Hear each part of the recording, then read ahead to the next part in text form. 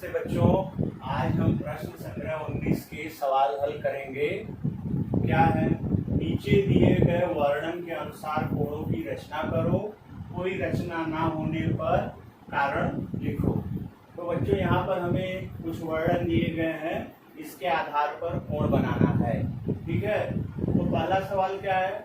संलग्न न हो ऐसे कोटिपूरक कोण, अर्थात हमें दो कोण ऐसे बनाने हैं जो संलग्न नहीं होने चाहिए लेकिन कोटिपूरक कोण हो। ठीक है बच्चों, तो संलग्न कोण की क्या परिभाषा है कि जिन दो कोणों का शीर्ष बिंदु और एक भुजा सामान्य हो और उनके अंतःभाग भिन्न भिन्न हो, ऐसे कोणों को हम संलग्न बोलते हैं। ठीक है, और कोटिपूरक कोण की परिभाषा क्या है कि जिन दो कोणों के मापों का योगफल 90 अंश हो, उन्हें हम कोटिपूरक कोण कहते हैं। तो यहाँ क्या कर रहा है सवाल में कि संलग्न नहीं होने चाहिए। संलग्न न हो मतलब कि हमें जो दो कोण बनाने हैं उनका शीर्ष बिंदु सामान्य नहीं होना चाहिए। ठीक है, शीर्ष बिंदु सामान्य नहीं होना चाहिए, तो मतलब कि हमें वो दोनों कोण अलग अलग बनाना है। ठीक है, और कोटिपूरक होने के लिए दोनों के मापों का योगफल 90 अंश होना चाहिए। तो देखो यहाँ पर हम एक कोण समझो बच्चों बना देते हैं 60 अंश का। ठीक है, तो ये कोण अब ये क्या संलग्न नहीं होना चाहिए, इसलिए हमारा दूसरा कोण इसके अंदर नहीं बनेगा, उसको हमको अलग से बनाना होगा। तो दूसरा हमने बच्चों बना दिया, समझो कि ये कोण हमारा बन गया है 65 अंश का और एक कोण हमने बना दिया है 25 अंश का। बच्चों आप लोग अपने मन से भी कोई और माप ले सकते हो, बस यहाँ ध्यान रखना है कि दोनों का योगफल 90 अंश होना चाहिए। जैसे मैंने 65-25 लिया, आप लोग 60-30 ले लो या 70-20 ले लो। तो इसका नाम हम रख देते हैं कोण ए बी सी, इसका नाम हमने रख दिया पी क्यू आर। तो 65 और 25 कितना अंश हो गया? 5 5 10 6 2 8 1 9, ये 90 अंश हो गया। तो देखो ये पूरा कोण तो हो गया क्योंकि दोनों का योगफल 90 अंश है और संलग्न नहीं है। क्यों नहीं है? क्योंकि जो शीर्ष बिंदु है दोनों कोणों का वो भिन्न है। यहाँ शीर्ष बिंदु बी है, यहाँ शीर्ष बिंदु क्यू है। और परिभाषा के अनुसार क्या है कि जिन दो कोणों का शीर्ष बिंदु और एक भुजा सामान्य हो। तो यहाँ एक भुजा, कोई भुजा सामान्य भी नहीं है और शीर्ष बिंदु भी दोनों का एक नहीं, अलग अलग है। अब और दूसरा सवाल देखते हैं कि रैखिक युगल कोण जो संपूरक कोण न हो।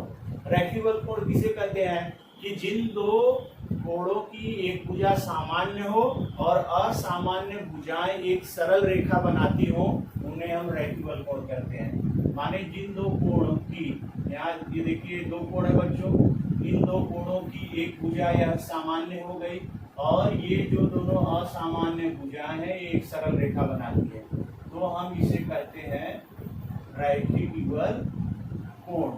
और हमने ये भी पढ़ा कि रैखिक युगल कोण सदैव समपूरक होते हैं, अर्थात जिन दो कोणों के मापों का योगफल 180 अंश होता है उन्हें हम समपूरक कोण कहते हैं, और रैखिक युगल कोणों के मापों का भी योगफल 180 अंश होता है। तो ये क्या करता है? रैखिक युगल कोण हो जो समपूरक कोण ना हो।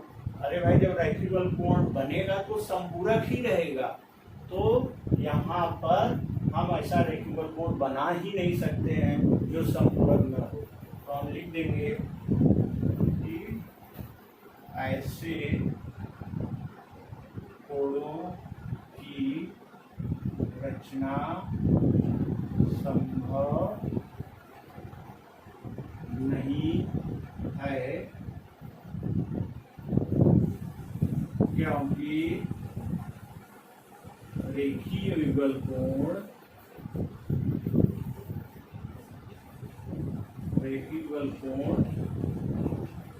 सदैव संपूरक होते हैं। ठीक है बच्चों, अब आ जाओ तीसरा सवाल, संपूरक कोण जो रैखिक युगल कोण न हो। अब यहाँ क्या कह रहा है कि संपूरक कोण हो लेकिन रैखिक युगल कोण न हो। तो अब तुम कहोगे बच्चों कि सर ये दूसरे सवाल में तो रचना संभव नहीं है, तो यहाँ कैसे संभव है? देखो बच्चों, यहाँ क्या कर रहा है कि रैखिक बल कोण हो लेकिन समपूरक न हो, ये तो संभव नहीं। लेकिन यहाँ क्या कर रहा है, समपूरक कोण हो लेकिन रैखिक बल कोण न हो। अर्थात इसका कहने का मतलब है कि समपूरक कोण माने कि जिन दो कोणों के मापों का योगफल 180 अंश हो, उसे हम क्या कहते हैं, समपूरक कोण। ठीक है, जिन दो कोणों के मापों का योगफल 180 अंश होंगे समपूरक कोण कहते हैं। और रैखिक बल कोण की परिभाषा क्या है कि जिन दो कोणों की एक भुजा सामान्य हो और असामान्य भुजा एक सरल रेखा बनाती हो, उन्हें हम रैखिक बल कोण कहते हैं। तो ये रैखिक बल कोण है।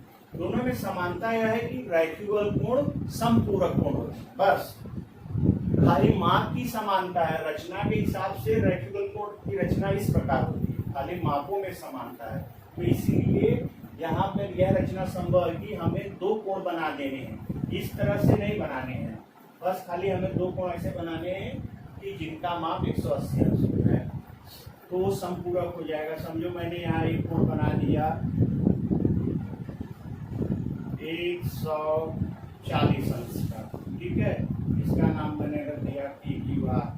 और एक दूसरा कोण बना दिया, ये बना दिया कोण XYZ, ये बना दिया मैंने 40 अंश। दोनों कोणों के मापों का योगफल कितने अंश हो गया, 180 अंश। ये समपूरक हो गया और ये रैखिक बल कोण नहीं है। क्यों? क्योंकि यहाँ एक भुजा सामान्य नहीं, यहाँ कोई भुजा सामान्य भी नहीं है, और इन दोनों कोणों की जो असामान्य भुजा उससे एक सरल रेखा भी नहीं बनती है, दोनों कोण तो अलग अलग है।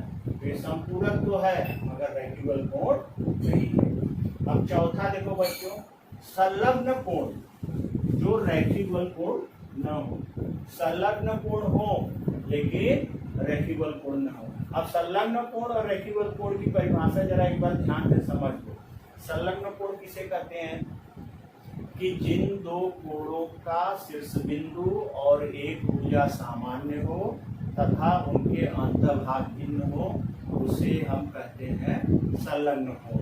ठीक है, और रैखिक बल कोण क्या है कि जिन दो कोणों की एक भुजा सामान्य हो तथा असामान्य भुजाएं एक सरल रेखा बनाती हो। जैसे यहाँ पर बच्चों, यहाँ पर देखो यह हमारा रैखिक बल कोण है, ठीक है, लेकिन संलग्न कोण के लिए क्या होना चाहिए कि शीर्ष बिंदु तथा एक भुजा सामान्य हो, ठीक है, अंतर्भाग अलग अलग हो। अर्थात कि जो संलग्न कोण है, रैखिक बल कोण संलग्न कोण बन सकता है, ये रैखिक बल कोण संलग्न कोण बन सकता है, लेकिन संलग्न कोण रैखिक बल कोण नहीं बन सकता। देखो जैसे हमने ये बना दिया संलग्न कोण, यहाँ हमने ये दो कोण बना दिया, ठीक है, ये दो कोण बन गया, एक कोण और ये दो कोण। समझो ये कोण हमने बना दिया है 30 अंश का और हमारा यह कोण है 35 अंश, ठीक है। अब यहाँ देखो जिन दो कोणों का, अब संलग्न कोण की परिभाषा क्या कहती है कि जिन दो कोणों का शीर्ष बिंदु, अब 35 वाले का शीर्ष बिंदु भी है और 30 अंश वाले कोण का भी शीर्ष बिंदु भी है और एक भुजा सामान्य है, ठीक है, अंतर्भाग अलग अलग है, संलग्न कोण है, लेकिन रैखिक बल कोण नहीं है। रैखिक बल कोण में क्या होता है, ये जो बच्चों हमारी असामान्य भुजा है, ये असामान्य भुजा से एक सरल रेखा बननी चाहिए। तो यहाँ जो हमारी असामान्य भुजा BD और AB, इससे जो है सरल रेखा नहीं बनती। तो यहाँ ये संलग्न कोण हो गया है, लेकिन रैखिक बल कोण नहीं है। रैखिक बल कोण ऐसा होना चाहिए, रैखिक बल कोण संलग्न कोण हो सकता है, ठीक है, लेकिन संलग्न कोण रैखिक बल कोण नहीं हो सकता, ठीक है। पांचवा, जो कोटपूरक कोण न हो साथ ही संलग्न कोण भी न हो। मतलब कि जो कोटपूरक कोण भी न हो, जिनके मापों का योगफल 90 अंश भी न हो और वो संलग्न कोण भी न हो। माने संलग्न कोण की रचना इस तरह से होती है, तो ऐसे भी न हो। तो यहाँ पर हमें दो कोण अलग अलग बनाने हैं। जैसे हमने यहाँ एक कोण बना दिया 70 अंश का, नाम लिख लो LM, LMN ये हमने बना दिया 70 अंश का, और दूसरा कोण हम बना देंगे समझो 60 अंश का।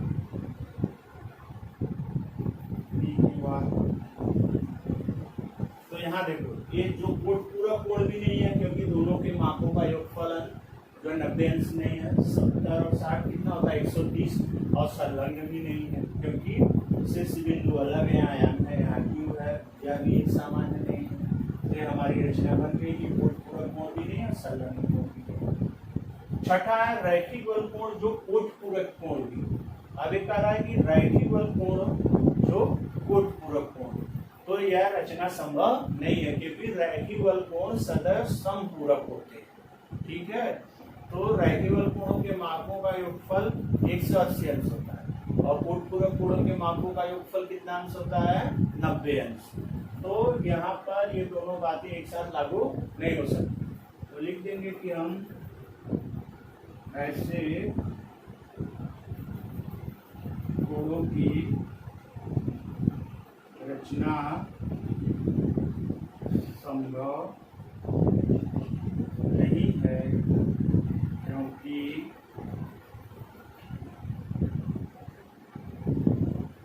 रेखीय युगल कोणों के मापों का योगफल 180 अंश होता है, जबकि कोटि पूरक